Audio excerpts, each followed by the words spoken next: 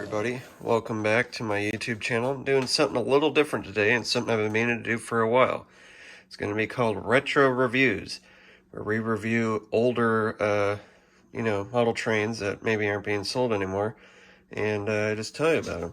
So here we got an MTH ABA F unit set in CB&Q Burlington route. So let's take a look. So those of you familiar with trains, this should be no stranger to you. Wrap in the styrofoam container. Take off the container, and this is what I got inside.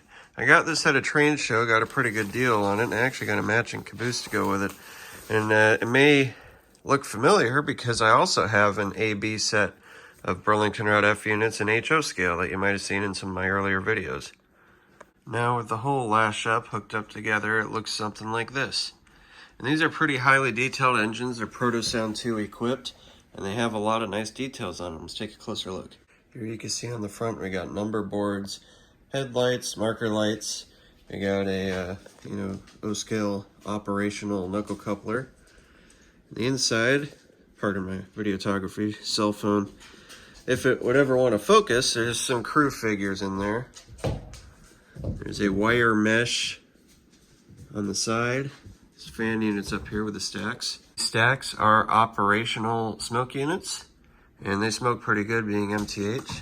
You can see these little grab hooks that they would use to pick these things up in the shop. Really, really detailed. Pardon for any background noise. I got a puppy and he's viciously playing with his toy right now.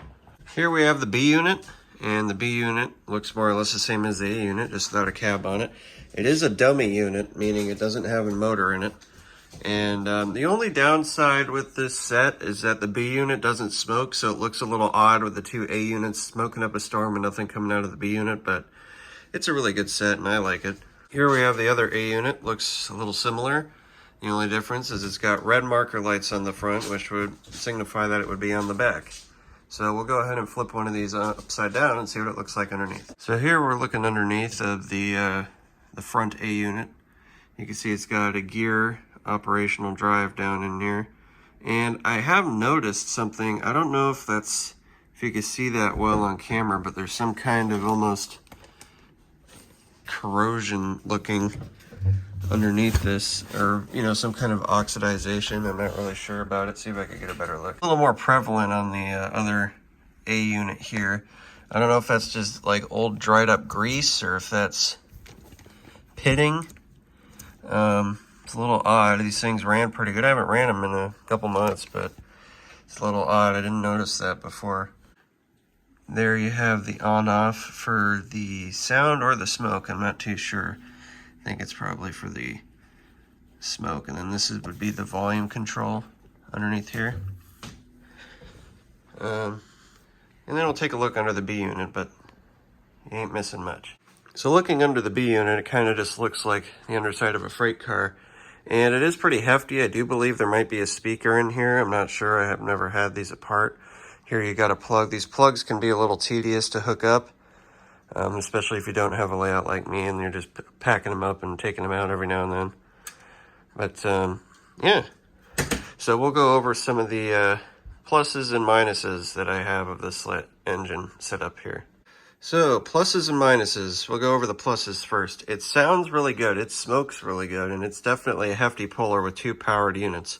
It is a pretty good looking engine. I love the paint scheme, nicely detailed. It's runs really well. It does what it's designed to do, and it's a nice engine.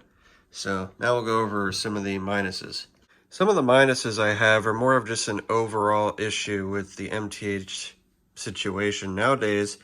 So this is right now the only MTH engine I had. I used to have a Mikado, I sold it, and now I have all TMCC engines and a legacy remote. So this thing is pretty difficult to run, and DCS systems are getting more expensive and harder to come by these days, with MTH kind of being in a precarious position. Hopefully they release more, but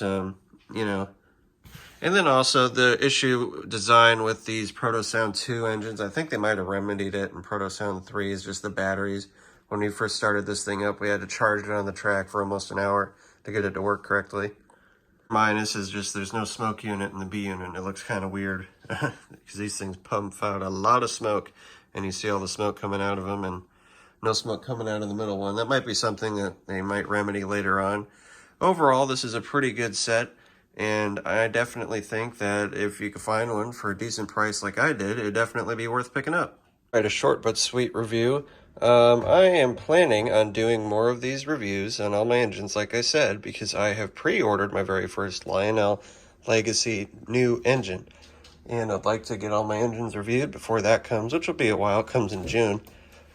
But overall, this is a good engine, and MTH makes pretty good stuff. So until I see you next time, everyone have a good day.